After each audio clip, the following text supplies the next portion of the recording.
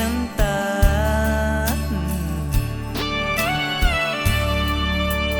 เป็นเพราะตัวเฮาเองจึงแยกกันคนละทางบ่เคยคิดจะขวางทางดึงใจให้กลับมาอยากจะคิดเริ่มใหม่แต่คงเป็นฝันไปได้แต่บอกกับหัวใจต้องยอมรับความเป็นจริงแต่อยากจะขอเวลาเพียง1 นาทีให้โอกาสคนนี้ได้เห็นเป็นครั้งสุดท้าย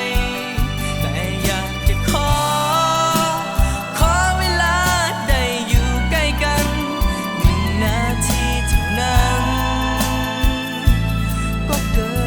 นพอต่อจากนี้ไปทุกอย่างขนานกันเหลือเพียงฝันวันวานที่สดใส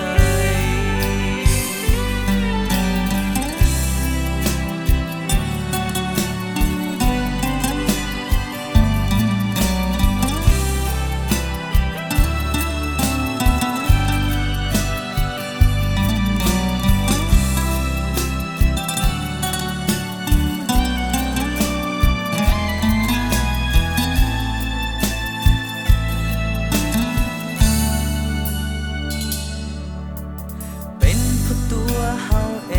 งจึงแยกกันคนละทางบ่เคยคิดจะขวางทางดึงใจ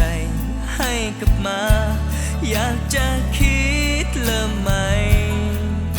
แต่คงเป็นฝันไป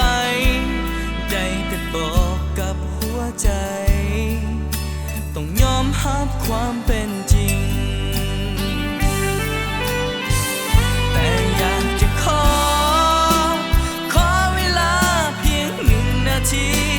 ให้โอกาสคนนี้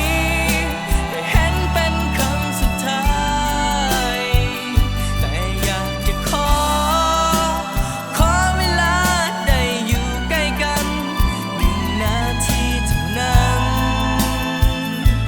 ก็เกินพอต่อจากนี้ไปทุกอย่างขนานกัน